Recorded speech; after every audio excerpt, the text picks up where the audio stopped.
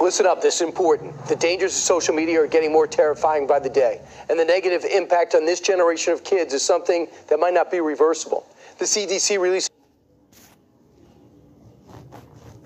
a report that shows 10-year trends of behaviors and experiences among teens related to health and well-being. It shows that overall young people are experiencing a level of trauma and distress that requires immediate action. Poor mental health and suicidal thoughts or behaviors are increasing of all ages. Suicide and social media plays a huge role in this.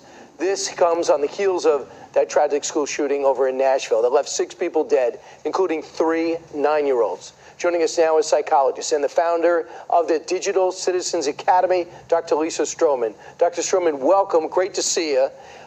How would you say the state of America's youth is thanks to social media? Great to be here, Brian.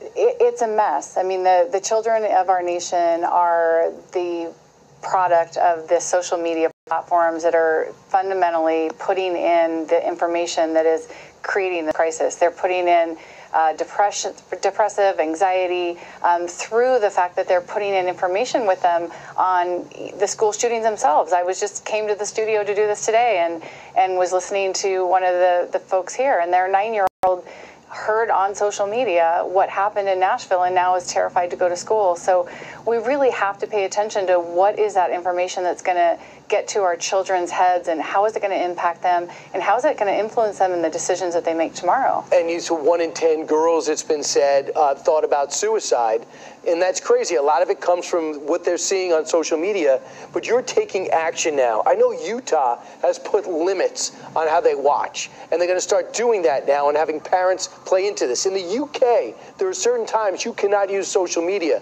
What are you prepared to do with your program?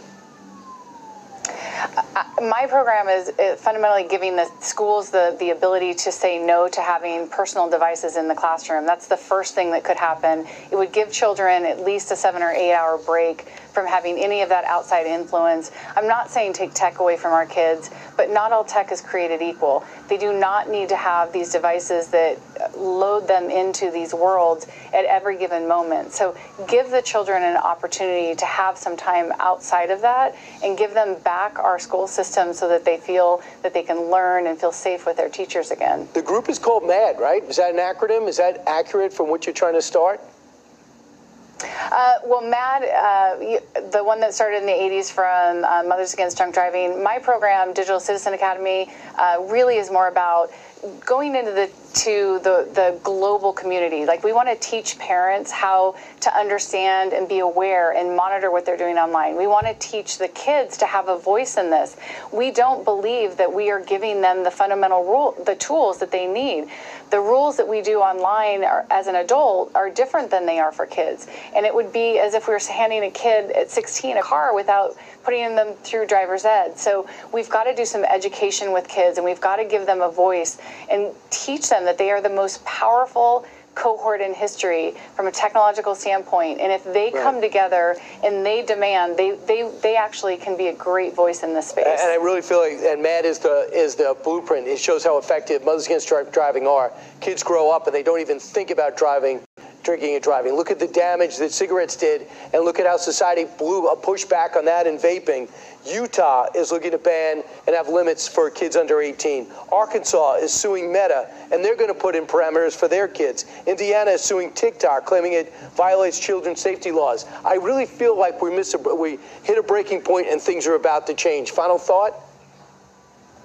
I think that you can also look at the individual families across the nation. There's thousands of families that are joining litigation against these industries. We can no longer tolerate what the industry is doing to our children, and I think that if we all come together and work together, we can make a difference. There is hope out there. We just have to work together. And I wouldn't mind coming from Washington either. That would certainly help. Lisa Strohman, thank you so much, Doctor. Yep, thank you.